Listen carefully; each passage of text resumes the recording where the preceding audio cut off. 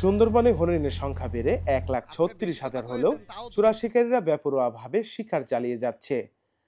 IUCN এর জরিপে সংখ্যা বৃদ্ধি আশাব্যঞ্জক হলেও স্থানীয় চিহ্নিত চোরা শিকারী চক্রের কারণে সংকট তৈরি হয়েছে। পুষ্টির চাহিদা পূরণের জন্য গরু, মহিষ, ছাগলের কিন্তু অভাব নেই। হরিণ কেন খেতে হবে? এত সুন্দর একটা প্রাণী। তো এটি চুরি বা এটিকে হত্যা করা, শিকার করার বিষয়ে আমরা প্রতিনিয়ত পদক্ষেপ নিচ্ছি এবং ধরাও পড়ছে। সবচেয়ে বড় কথা হচ্ছে এর কনজিউমার কারা, কারা এদেরকে এগুলো নিতে চায়, তাদেরকে আইডেন্টিফাই করা, সামাজিকভাবে প্রতিরোধ করা। হ্যাঁ, সবাই সম্মিলিতভাবে যদি আমাদেরকে তথ্য দেয় তাহলে আরও বেগবান হবে আমাদের এই হরিণ শিকারের প্রতিরোধ করা, এবং আমার ধারণা একটি হরিণ শিকারটি আস্তে আস্তে কমে আসবে। খুলনার কয়রা, দাকোপ ও পাইকাগাছা, সাতক্ষীরার শ্যামনগর এবং বাগেরহাটের মোংলা ও শরণখোলার শিকারীরা সক্রিয়।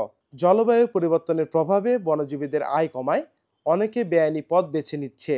হরিণের মাংসের চাহিদা ও লাভজনক দাম এই সমস্যা বাড়াচ্ছে। আসলে আপনারা জানেন আমরা আসলে হরিণ শিকার করি আসলে পেটের দায় করা, কারণ সুন্দরবনে আমরা যারা আশেপাশে থাকি এমনিতে আমাদের হরিণ শিকার মানে সুন্দরবনের উপরেই আমাদের জীবিকা নির্বাহ। কিন্তু যদি কখনো আমাদের সুন্দরবনে মাছ কমে যায়, তারপরে বিভিন্ন যেটা আমরা চাষাবাদ করি বা এইটা কমে যায়, তখন আমাদের হরিণ শিকার করতে বাধ্য হয়। আর হরিণ শিকার করার পরে এই হরিণ আসলে কে কোথায় কীভাবে বিক্রি হয় কী হয় তা আমরা জানি না। শহর থেকে আসে বাবুরা বা যারা সুন্দরবনে ঘুরতে আসে তারা নিয়ে আসে, তা আমাদের বুঝতেও দেয় না তাদের নাম কি, তাদের পরিচয় কি, এটাও জানি না। আর তৃতীয়ত ব্যাপারটা হলো আমরা যখন গ্রেপ্তার হই তখন এটা নিয়ে আমাদের বড় বিষয় থাকে না কিছু, কারণ গ্রেপ্তারের পরে কেউ কেউ অজানা শক্তি বা আমাদের টাকা খরচ করতে হয় না, তারাই আমাদেরকে জামিনের ব্যবস্থা করে দেয়। প্রশাসনের অভিযান সত্ত্বেও মূল হোতাদের বিরুদ্ধে কঠোর ব্যবস্থা নেওয়া হচ্ছে না। ধরাপড়া শিকারীরা দুর্বল আইনের ফাঁক গলিয়ে দ্রুত মুক্তি পেয়ে আবারও একই কাজে লিপ্ত হচ্ছে।